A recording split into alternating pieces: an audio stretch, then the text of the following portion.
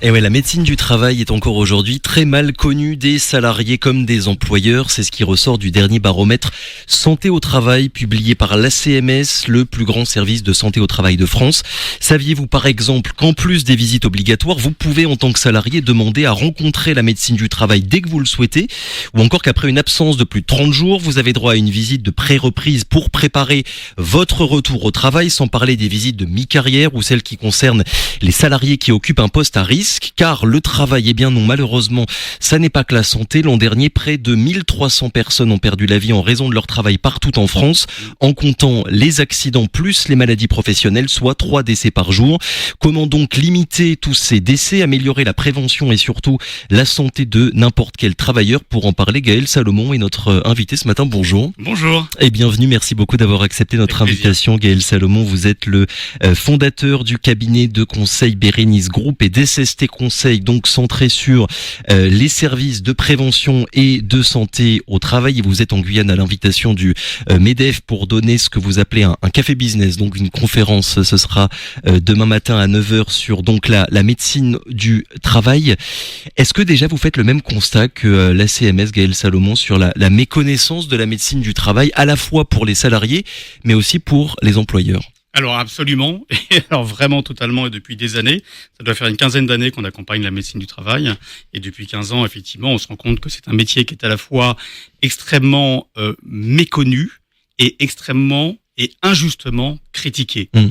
Ça ne change pas avec le temps? Est-ce qu'il y a quand même des progrès qui sont faits, ou bien le constat c'est toujours à peu près le même? C'est une vraie bonne question. Ça commence tout doucement à évoluer. En fait, ce qui se passe, c'est qu'on est sur un métier, je veux pas dire de passionnés, mais de gens très impliqués, qui s'intéressent vraiment à leur métier et qui essayent vraiment de bien le faire dans l'intérêt de la santé des travailleurs. Et vraiment, vous avez des équipes, que ce soit les médecins, les équipes pluridisciplinaires ou les équipes administratives, qui vraiment prennent leur métier à cœur et qui se donnent du mal pour que vraiment les salariés aillent mieux et que le travail ait le moins d'impact possible sur leur santé.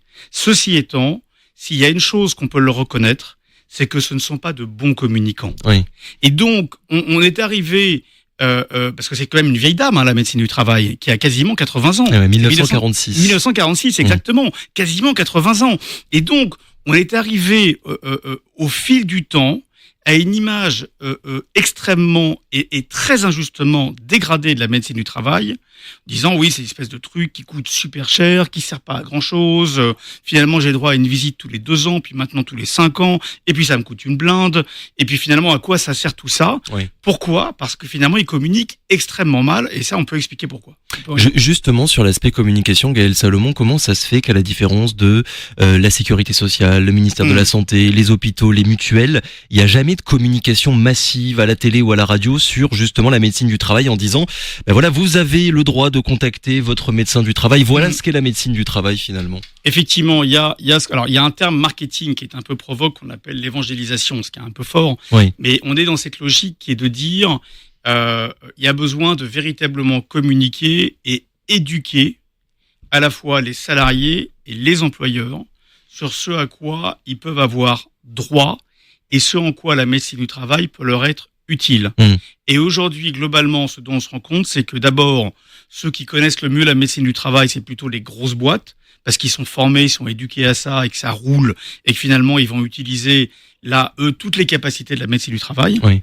Mais à l'inverse, toutes les petites boîtes qui sont quand même 80-90% du territoire économique, ne vont absolument jamais, quasiment jamais solliciter la médecine du travail, sauf pour les visites réglementaires.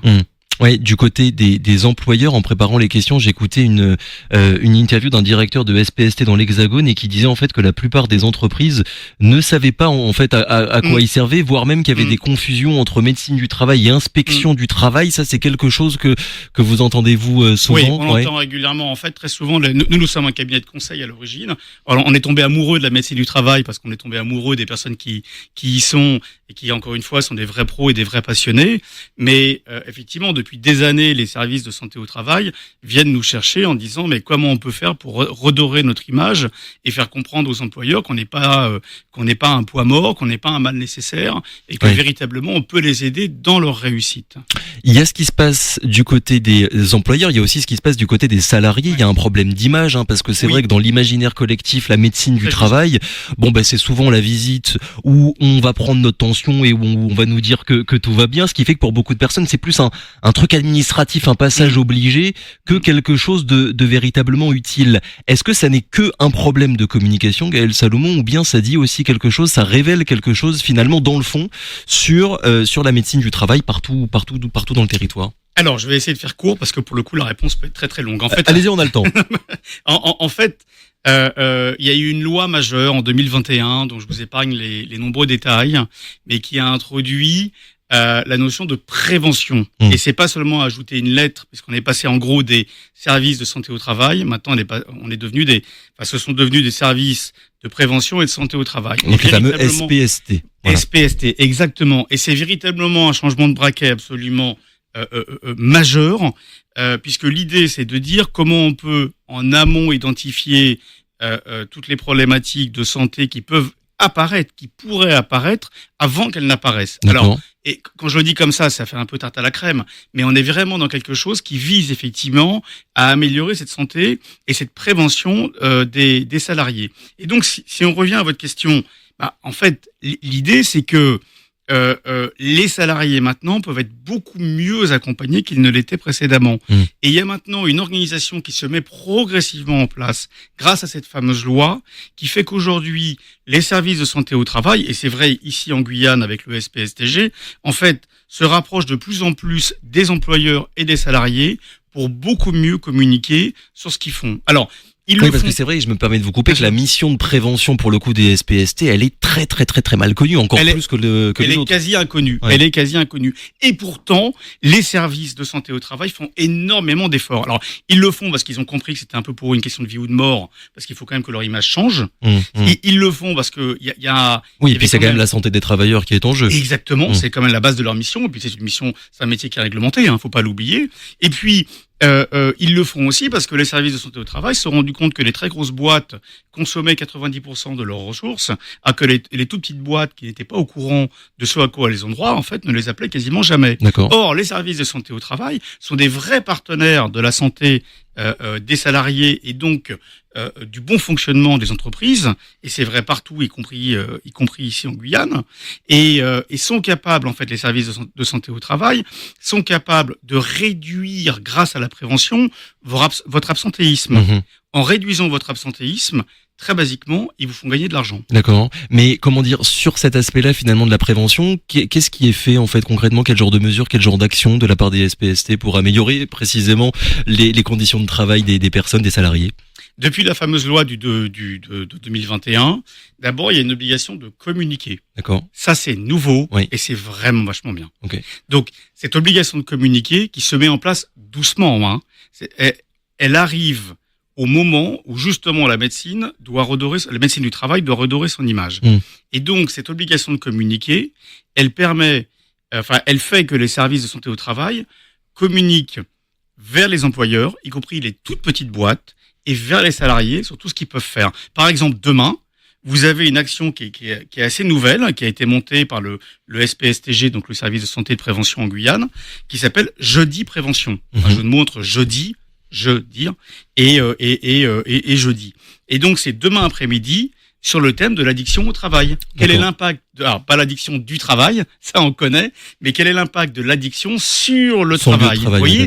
Et donc, ils ont maintenant cette logique comme ça de prévention permanente, de sensibilisation permanente et d'intervention dans le monde de l'entreprise. Ce qui amène dans les services de santé au travail une totale réorganisation des équipes. Mais comment dire, de quel œil regardent les entreprises ce besoin de prévention? Est-ce qu'il peut y avoir certaines réticences? Je sais pas, je suis chef d'entreprise d'une petite entreprise de quelques personnes et je me dis, bon, la médecine du travail, ce sont des personnes qui vont peut-être venir un petit peu limiter ce que je fais dans mon entreprise. Est-ce que le rapport, en fait, il est aussi à changer entre les entreprises et les SPST, le rapport, Salomon? Alors, le rapport, il est d'abord à changer entre, effectivement, les entreprises, donc les employeurs, et les services de santé au travail. Ouais. le rapport, il est véritablement là. Le vrai souci, il est là, en fait. Ceux qui critiquent le plus aujourd'hui la santé au travail, c'est d'abord les employeurs qui la connaissent mal et qui font pas suffisamment appel aux équipes de la santé au travail. Parce qu'en santé au travail, vous avez des psys du travail, vous avez des ergonomes, vous avez des toxicologues, vous avez des préventeurs, vous avez plein de compétences dans plein de domaines qui sont capables d'intervenir dans votre entreprise pour identifier les pistes qui vont faire en sorte que vos collaborateurs soient moins malades et moins absents. Et vous, justement, Gaël Salomon, votre travail, si j'ai bien compris, c'est notamment donc d'accompagner les SPST, donc les services de prévention et de santé au travail, de les conseiller, mais sur quoi, sur quel sujet en fait? Alors, on va intervenir. D'abord, on est vraiment passionné encore une fois par le sujet, donc on vit leur sujet au cœur. Nous, on va intervenir sur les enjeux à la fois humains, opérationnels et stratégiques. Donc, c'est des grands mots pour dire que finalement, on va faire à la fois des missions de recrutement. Par exemple, le service de Guyane, nous l'avons aidé à reconstituer une très grosse partie de ses équipes médicales qui manquaient depuis des années et des années, et on les a aidés à recruter près d'une dizaine de personnes en 2 ans pour reconstituer les équipes. Voilà. Alors, ça a pris du temps, ça a été laborieux, c'est un sacré métier, mais on y est arrivé. De la même façon qu'on va accompagner les services dans leur communication, justement. On va les accompagner dans les cas de fusion, de réorganisation, de remobilisation. Vous voyez ? Donc on va vraiment travailler au cœur des services pour essayer de comprendre quels sont, sur les aspects à la fois de recrutement et de transformation, les meilleures façons de les aider à bien faire leur job. On reviendra évidemment dans quelques minutes sur l'aspect recrutement parce que on assiste quand même aujourd'hui à une pénurie notamment de médecins du travail à l'échelle de tout le territoire français. Je donnais les chiffres en introduction, 3 décès par jour en lien avec le travail. On va évidemment pas régler le problème tous les deux ce matin, mais est-ce qu'il y a une chose à faire en priorité à vos yeux pour limiter justement le plus possible le nombre de personnes qui décèdent sur leur lieu de travail ou à cause d'une maladie professionnelle? C'est vraiment la prévention, Gaël Salomon, le volet sur lequel il faut mettre le paquet? C'est à 800% la prévention. Pour moi, il y a absolument même pas de débat. Le sujet, c'est la prévention. Donc ça veut dire faire appel non pas seulement pour les visites réglementaires, non pas seulement quand il y a un salarié qui a été malade pour X raisons, que ce soit sur le lieu de travail ou à l'extérieur, mais faire appel aux services de santé au travail aussi en amont pour venir faire ce qu'on appelle des AMT, actions en milieu de travail, pour venir intervenir sur place et finalement faire une espèce de mini-audit de la santé au travail, des risques dans l'entreprise. Réorganiser potentiellement le lieu de travail. Exactement. Et ça peut être aussi bien, alors ça va toucher aussi bien le mal de dos, et c'est une réalité qui peut amener à des absences et à des arrêts maladie très longs, qu'effectivement à une véritable exposition au risque chimique, à des produits extrêmement dangereux, à des situations extrêmement dangereuses. Et ils sont hyper bons là-dedans. C'est des vrais pros. Donc quand vous les faites venir dans votre entreprise, ils sont capables de poser un diagnostic en quelques heures et de vous proposer des solutions pour réduire les risques. Gaël Salomon, en préparant les questions, j'ai un peu parlé de médecine du travail autour de moi hier et avant-hier, et ce qu'on me disait, c'était que certaines personnes, certains salariés pouvaient avoir peur en fait de dire la vérité de leurs conditions de travail à leur médecin pendant qu'ils faisaient la visite médicale de la médecine du travail, par crainte en fait que ce qu'ils disent soit rapporté à leurs employeurs et qu'ils soient peut-être après inquiétés en fait par leur employeur. Est-ce qu'on pourrait revenir sur ce sujet-là? Il y a une vraie question là-dessus. Vous posez encore une fois une super bonne question sans flagornerie, parce que là on est vraiment sur un des vrais freins dans la médecine du travail, c'est la peur des salariés que les informations remontent à leur employeur. Alors c'est plus qu'étanche. Ce sont des médecins du travail, ou ce sont des infirmières qui les reçoivent, des infirmières diplômées en santé au travail, qui ont une obligation totale, extrême de confidentialité. Donc secret professionnel absolu. C'est totalement étanche.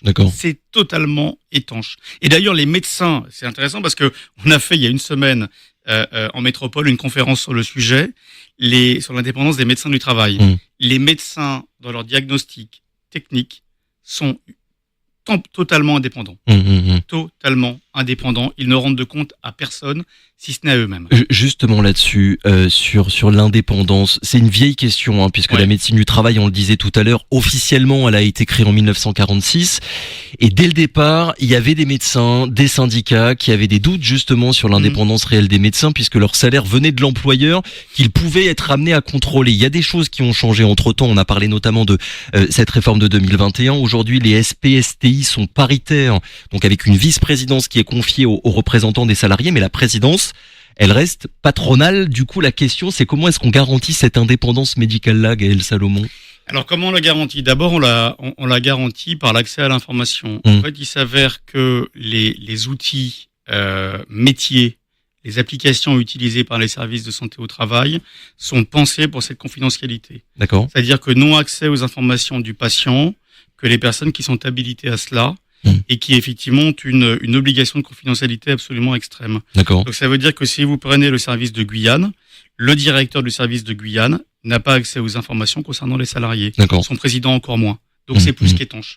Mais du coup, comment dire, il y a d'autres exemples, d'autres pays en Europe où pour le coup, la santé au travail, elle est organisée par l'État, par des autorités régionales, par l'assurance maladie ou des organismes, voilà, qui sont totalement indépendants des entreprises.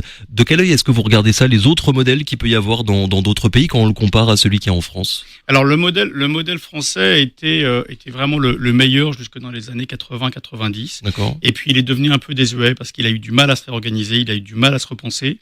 Et il y a eu deux rapports en 2018 et 2020 qui ont été le rapport Lecoq et le rapport de l'IGAS, qui ont été une sacrée claque pour dire écoutez les gars, votre job est hyper important, vous le faites bien, mais il est peut-être un peu temps de vous réinventer. D'accord. D'où cette loi qui est arrivée en 2021 pour obliger les services de santé au travail, de prévention, à complètement se réinventer. Et ce qui est en train de devenir aujourd'hui la médecine du travail en France est vraiment, vraiment top et très nettement au-dessus de ce qu'on peut trouver à l'étranger. Alors, effectivement, dans certains pays, si on regarde la Belgique, l'Allemagne ou les pays du Sud... Ou les pays scandinaves, pour le coup. Ou les pays scandinaves, effectivement, le modèle est différent. Après...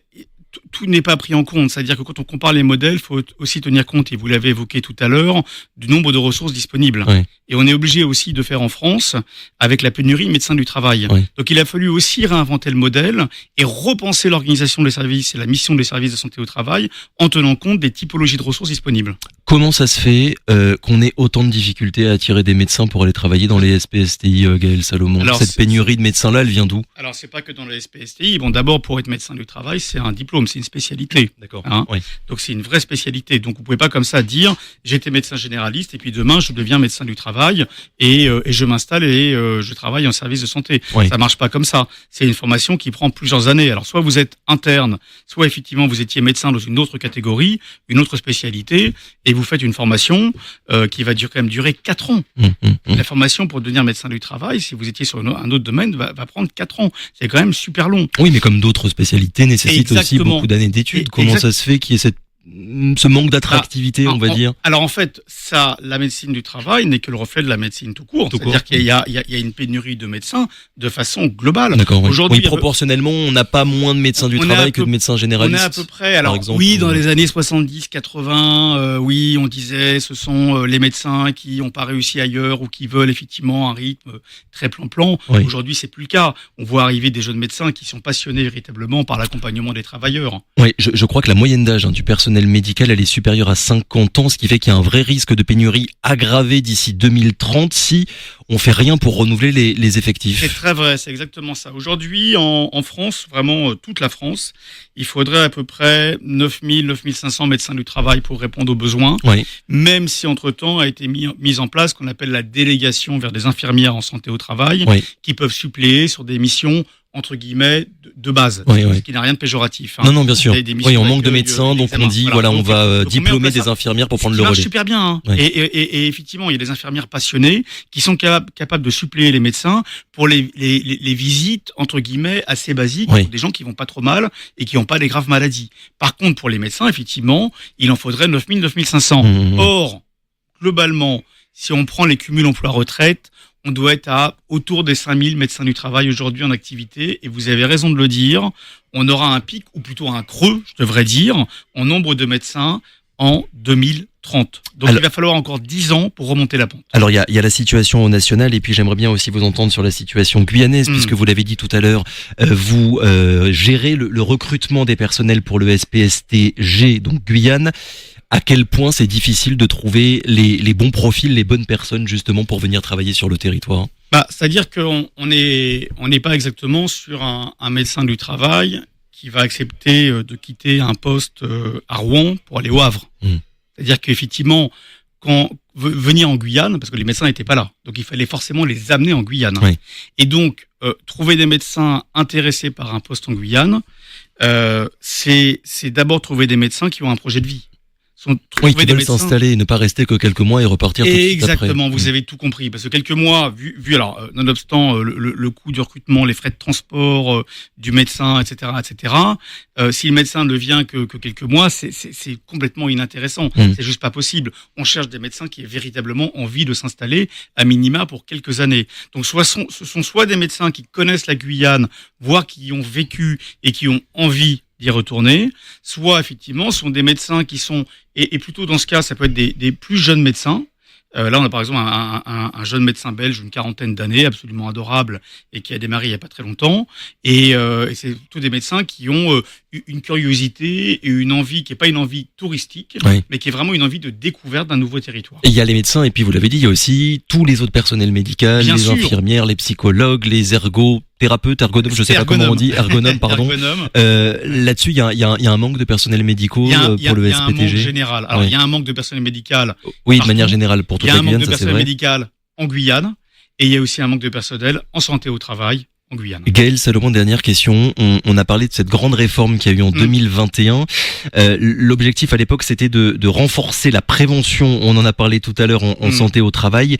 4 ans plus tard, c'est quoi le bilan qu'on peut faire? Déjà, est-ce que cette réforme, elle a été bien digérée, on va dire, par tous les services, et surtout, est-ce qu'elle a vraiment contribué à améliorer un petit peu la situation? Alors en fait, on est qu'au milieu du gué. C'est-à-dire qu'une réponse, moi j'aimerais vous dire oui, c'est bon, c'est derrière nous et tout va bien. On est qu'au milieu du gué. Parce qu'on venait de tellement loin dans pas mal de services de santé au travail que la réforme met du temps à être appliquée. Et d'ailleurs, le législateur ne s'y est pas trompé, puisqu'il a laissé plusieurs années pour la mettre en place. D'accord. Donc, on est au milieu du déploiement de cette nouvelle réforme, qui est en cours, et il y a plein de très très très bons signes de partout. Oui, sachant que il y a vraiment clairement, le verre est à moitié plein. Sachant que en plus, il y a encore un autre plan santé qui a été annoncé par le ministère de la Santé. Il y a beaucoup de lois, il y a beaucoup de changements. Est-ce que ça contribue pas justement aussi à brouiller un petit peu le signal en quelque sorte, Gaël Salomon, je suis désolé. Il faut absolument arrêter les réformes, le temps de déployer les réformes déjà lancées. Et c'est vrai dans beaucoup de domaines. Donc, faut laisser les services de santé au travail travailler, se transformer. Exactement. Prendre le temps de mettre en place ce qu'on leur a demandé, s'adapter, apporter de la prévention aux entreprises et à leurs salariés. Gaël Salomon, merci beaucoup d'avoir été avec nous ce matin. Je rappelle donc fondateur du cabinet de conseil Bérénice Group et DSST Conseil. Je rappelle également cette conférence que vous donnerez demain matin à 9h en partenariat avec le MEDEF, donc sur la médecine du travail. Merci encore, très bonne journée. Merci à vous, très bonne journée. À bientôt.